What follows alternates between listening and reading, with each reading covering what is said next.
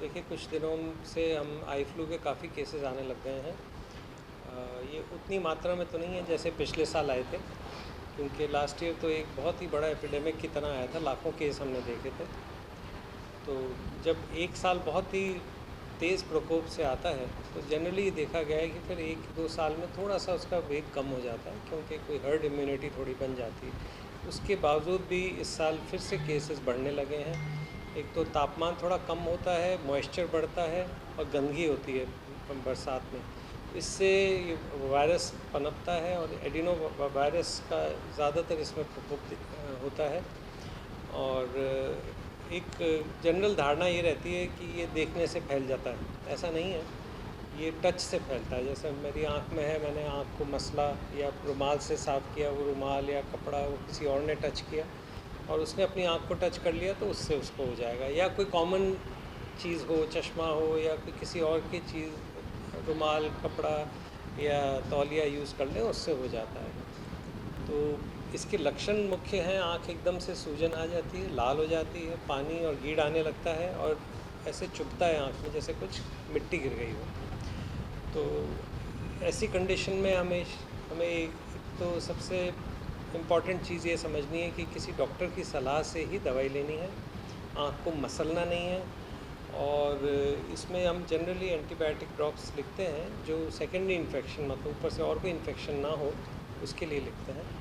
और वो मरीज़ डालता है, 5 से 7 दिन में स्वतः ही ठीक हो जाता है। और थोड़ी सूजन कम करने की कुछ दवाइयाँ लिखते हैं जिससे कि थोड़ा रिलीफ मिल जाए पेशेंट को।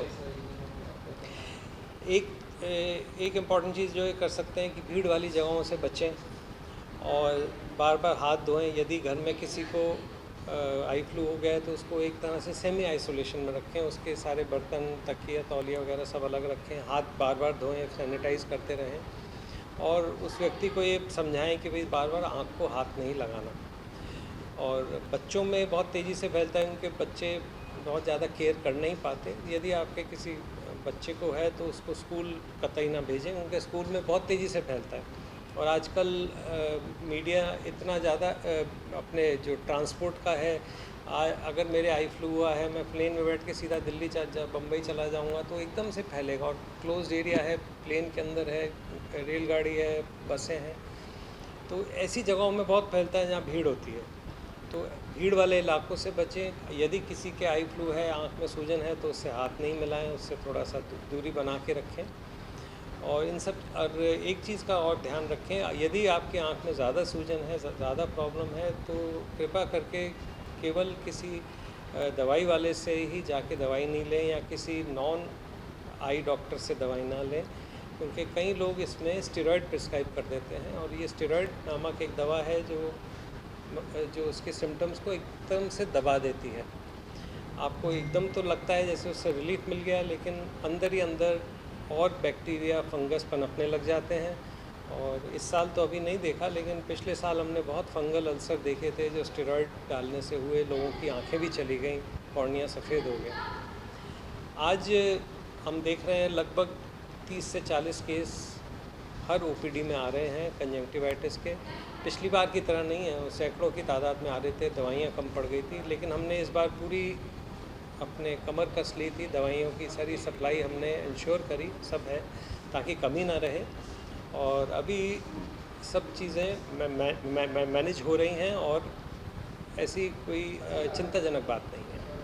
समझना चाहेंगे कि सपोज कीजिए कि मेडिकल शॉप पे जाते हैं और ये दिक्कत है, इसमें दवाई उसके अंदर स्टेरॉइड इमीडिएटली वो क्या इम्यूनिटी को कम कर देता है उस दौरान, और अपॉर्चुनिस्ट होती है क्योंकि ये जितनी भी बीमारियाँ होती हैं वो इसको अवेलेबल। वो उसका कारण ये है, जैसे स्टेरॉयड नाम की जो दवाई होती है वो उसके आखिरी में या तो डी लिखेगा या डीएम या डीएक्स।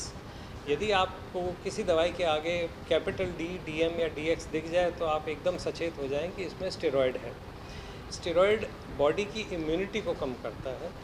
जैसे कि हम ये देखते हैं कि अगर घर में किसी को कंजंक्टिवाइटिस हुई है तो जिनकी इम्यूनिटी कम है, या तो बहुत छोटे बच्चे या बहुत बुज़ुर्ग लोग या डायबिटिक, उनको बहुत सीवियर होता है।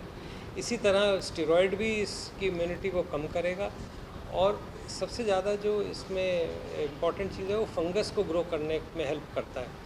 तो यदि आपने आँख को थोड़ा सा मसल लिया स्टेरॉयड डालने के बाद और उसमें फंगस ग्रो कर गया तो वो पूरा हीरा सफ़ेद हो जाता है। तो दोनों ही बातें हैं, एक तो इम्यूनिटी कम करता है और संक्रमण की चांसेस को बहुत बढ़ा देता है। तो इसलिए स्टेरॉयड कभी भी इस्तेमाल नहीं करने चाहिए ऐसी कंडीशन में, क्योंकि ये एक सेल्फ लिमिटिंग डिजीज़ है। सेल्फ लिमिटिंग मतलब अगर कुछ भी नहीं करें, केवल थोड़ा बहुत सहारे के लिए हल्का सेक करें, आँख की सफाई रखें और लुब्रिकेंट ड्रॉप डालें तो भी 5 से 7 दिन में अपने आप ठीक हो जाएगा। और एंटीबायोटिक इसलिए डालते हैं कि ऊपर और कोई सुपर एडेड इन्फेक्शन ना हो। न्यूज नेशन अब व्हाट्सएप पर खबरों की ताजा अपडेट के लिए न्यूज नेशन के इस क्यूआर कोड को स्कैन करें